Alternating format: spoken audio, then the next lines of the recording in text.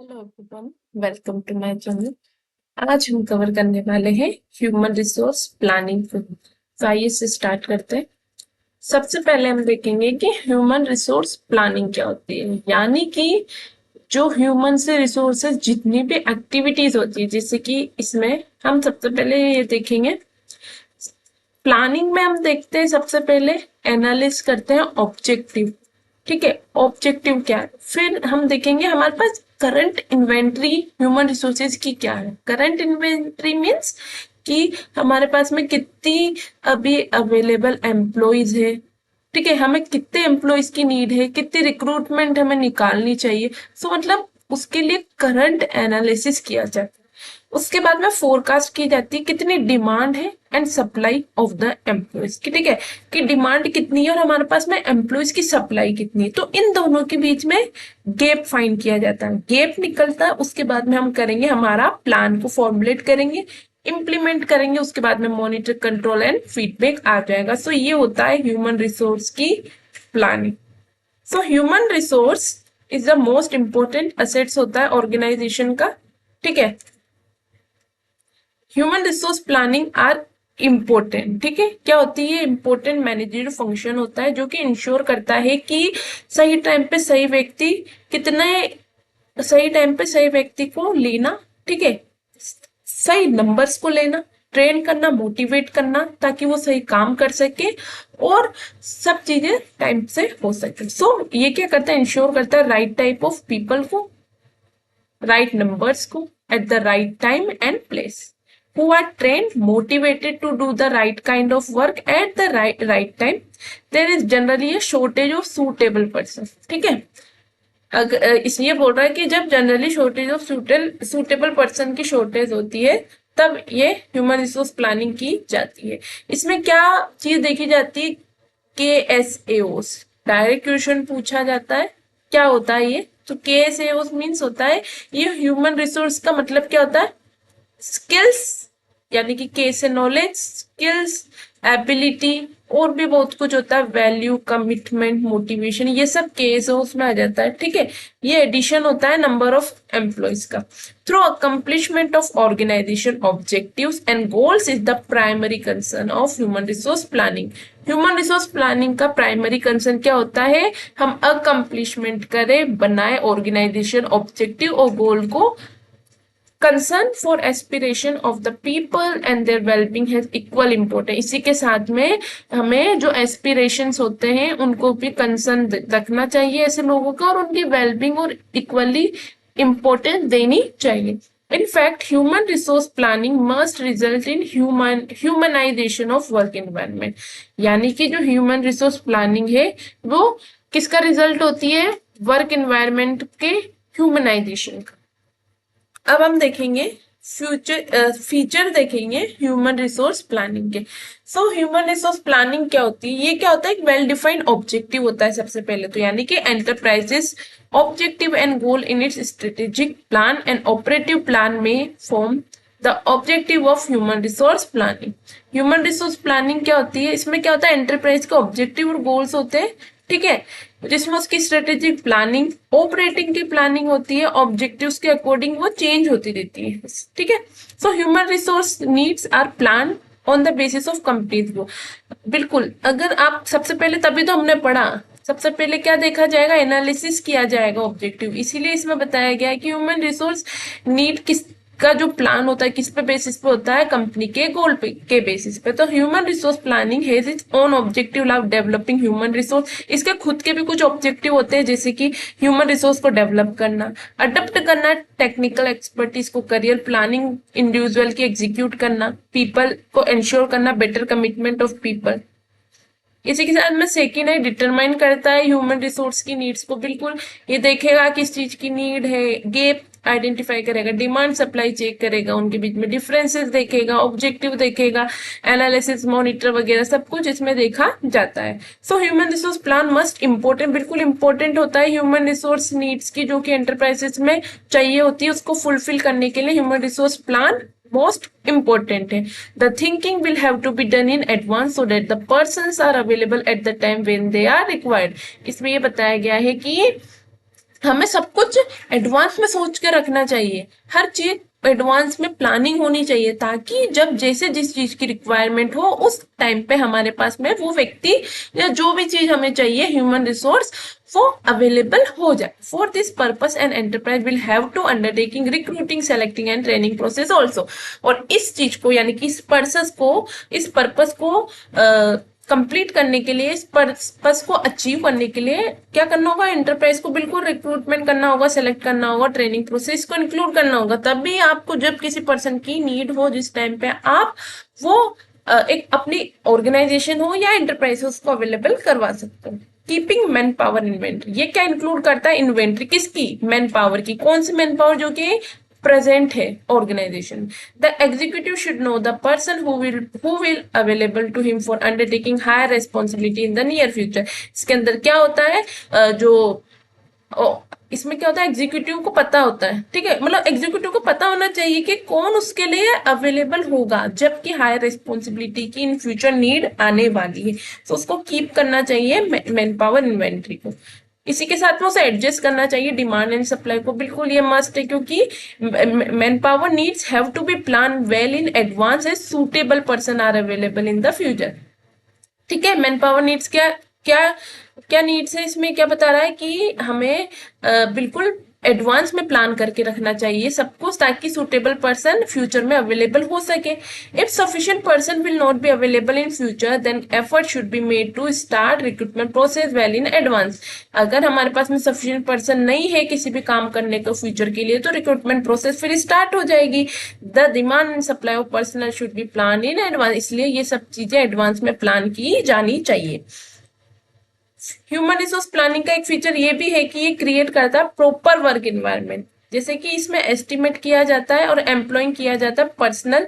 Human resource planning क्या करती है, इसमें इंश्योर करती है वर्किंग कंडीशन अच्छे से क्रिएट की जाए। इसमें जो employ should like to work in the organisation, they should proper job satisfaction. इसमें क्या किया जाता है, प्रॉपर वर्क एनवायरनमेंट देखा जाए। इसमें एस्टिमेट किया जाता है कौन किस काम को अच्छे से कर सकता है। रिक्रूटमेंट प्रोसेस में, सिलेक्शन प्रोसेस में देख लिया जाता है कि कौन कौन से वर्क को अच्छे से परफॉर्म कर सकता है। इसी के साथ में जॉब सेटिस्फेक्शन का ध्यान भी इसमें रखा जाता है।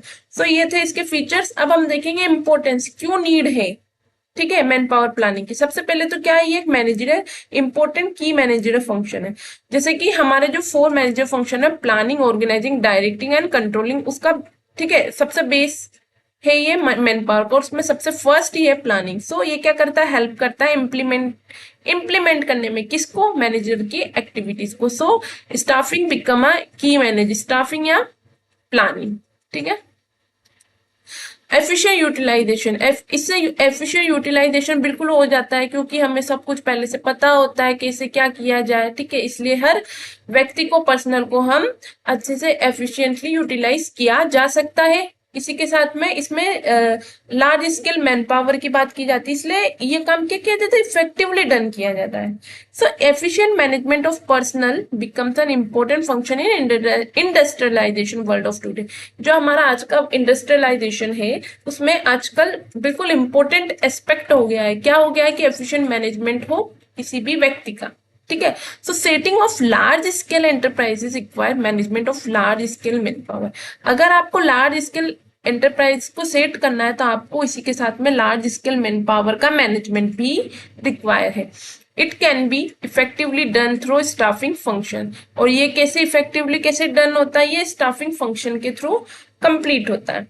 थर्ड है, ये इसके थ्रू क्या आती है, मोटिवेशन आ जाती है, क्योंकि स्टाफिंग या प्लानिंग फंक्शन सिर्फ ये इंक्लूड नहीं करता कि आप किसी सही व्यक्ति को सही जॉब पे लेके आ रहे हो, इसी के साथ में ये क्या करता है, मोटिवेशनल प्रोग्राम्स, यानी कि इसमें इंसेंटिव प्लान्स भी होते हैं जो कि फ्रेम होते हैं फर्दर पार्टिसिपेशन एंड एम्प्लॉयमेंट के लिए, एम्प्लॉय के कंसर्न को देख के। इसी के साथ में therefore all types of incentive plan become an integral part of staffing function. Staffing function में आपको मोटिवेट किया जाता है, इंसेंटिव प्लान्स बताए जाते हैं, उसके थ्रू आप मोटिवेट होते हो, तो इसमें मोटिवेशन फैक्टर भी है।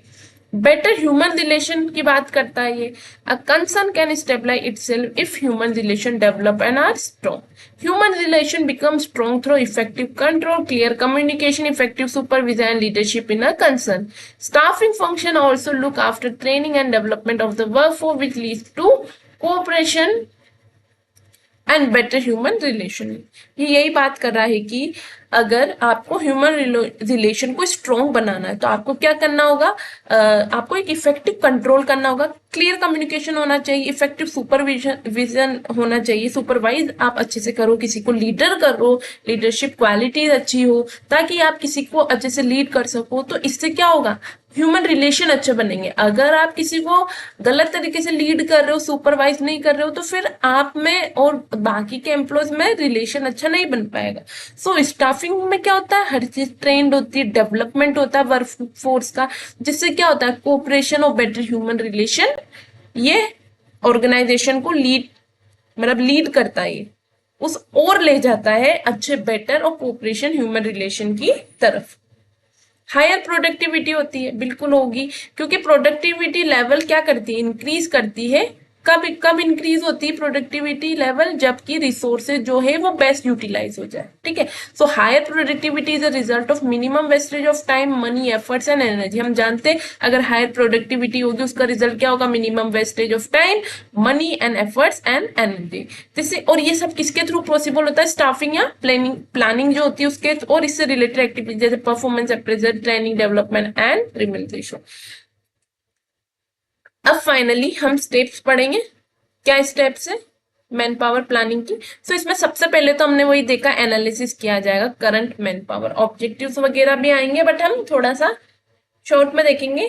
ठीक है, अभी देख रहे हैं ऐसे एनालिसिस करेंगे करंट मैन पावर, यानी कि हम देखेंगे before a manager make forecast of future man power, यानी कि मैनेजर को फ्यूचर मैन पावर यानी फ्यूचर में कितनी नीड है उसका फोरकास्ट, उसका भविष्यवाणी करने से पहले उसको करंट मैन पावर का एनालिसिस करना चाहिए कि कितने अभी अवेलेबल है। ठीक है, इसके लिए उसको क्या देखना चाहिए, हमारे ऑर्गेनाइजेशन का टाइप क्या है, नंबर ऑफ डिपार्टमेंट कितने हैं, और कितने डिपार्टमेंट कितने नंबर्स की नीड है। ठीक है, और इसी के साथ में एम्प्लॉय, इसमें कितनी वर्क यूनिट्स है। ठीक है, so once these factors are registered by manager, he goes for the future forecasting. अगर उसने ये सब पता कर लिया कहाँ पे कितने लोगों की नीड होगी या कैसे क्या किया जाएगा, तो बिल्कुल वो फ्यूचर फोरकास्टिंग इजीली कर पाए।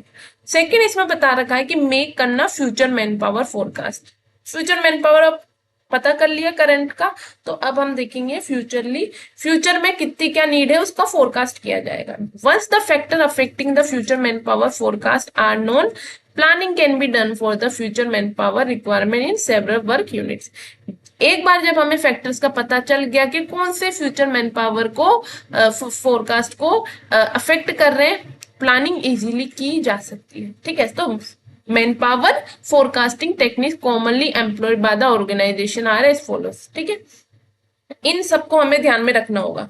Expert forecast, this include informal decision, formal expert survey and Delphi technique. Delphi technique क्या होती है, एक्शन होता है जिसमें हम एस्टिमेट करते हैं और कंक्लूड करते हैं समथिंग जो कि अज्यूम किया जाता है एग्जिस्टिंग ट्रेंड को लेके।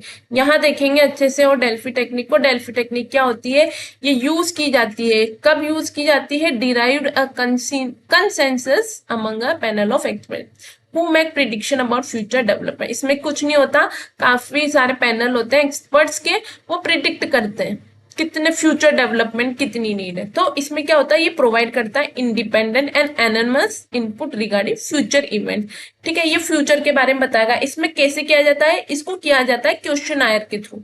इसमें रिपीटेड राउंड्स होते हैं क्वेश्चनिंग के और रिटर्न रेस्पॉन्सेज के, और इसमें अवॉइड की जाती है बायसनेस को। ठीक है, और इसमें पॉसिबल क्या होता है, ओरल मेथड और ब्रेनस्टॉर्मिंग को इसके अंदर यूज किया जाता है।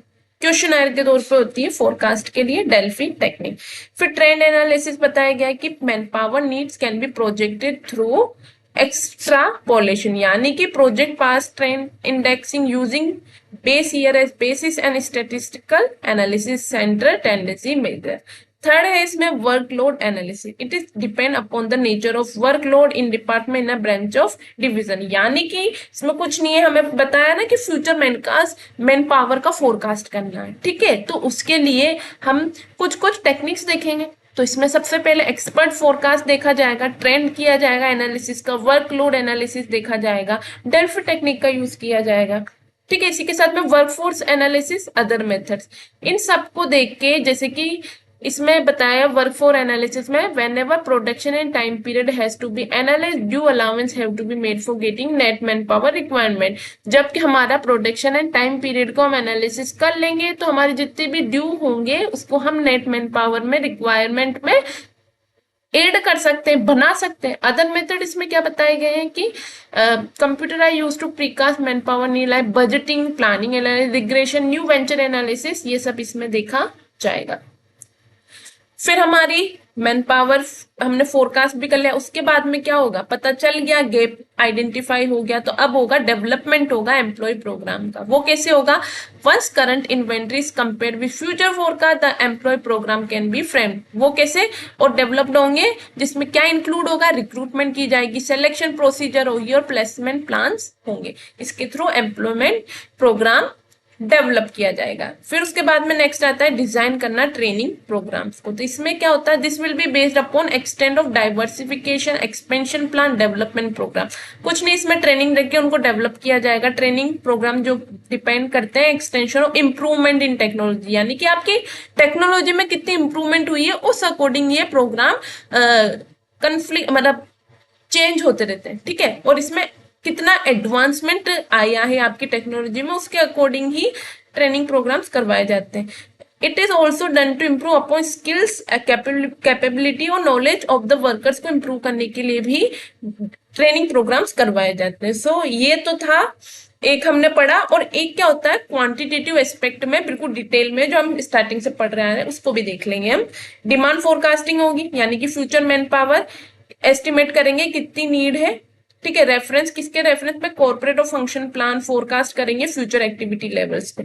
डिमांड कर लिया, अब देखेंगे कितनी सप्लाई है, एस्टिमेट करेंगे सप्लाई कितनी है हमारे पास में, ठीक है। करंट रिसोर्सेस के को देख के एनालिसिस करेंगे और फ्यूचर अवेलेबिलिटी कितनी है आफ्टर अलाउिंग फॉर वेस्टेज। इन दोनों को करने के बाद में गैप आइडेंटिफाई हुआ, फिर डिटरमाइन की मैन पावर की requirement, analysis and the demand forecast to identify future deficits and surplus. यानी कि हमें डिमांड की नीड है, डिमांड और सप्लाई चेक कर लिया तो यानी कि हमें कमी है तो हमें रिक्रूटमेंट निकालना चाहिए, या अगर सरप्लस है ज्यादा है तो हमें बोलते ना ले ऑफ करना चाहिए। काफी सारे हैं, डिजाइन करवा देना चाहिए, या और भी काफी सारे मेथड्स होते हैं उनके थ्रू।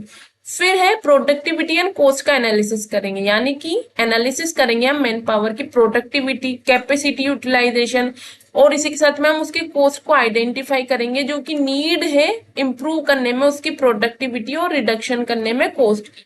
इसके बाद में कुछ नहीं, प्लानिंग हो जाएगी, प्रिपेयर कर लेंगे हम प्लान, जो कि डील किसके साथ करेगा, फोरकास्ट की डेफिसिट्स एंड सरप्लस के साथ में, और इंप्रूव करेगा यूटिलाइजेशन और प्रोडक्टिविटी ताकि रिड्यूस की जा सके मैन पावर की कॉस्ट को। देन सबसे लास्ट में बजटिंग एंड कंट्रोल हो जाएगा। सब हमने सेट करेंगे मैन पावर के बजट एंड स्टैंडर्ड्स को मॉनिटर करेंगे ताकि इम्प्लीमेंटेशन हो जाए मैन पावर प्लान्स का अगेंस्ट देम।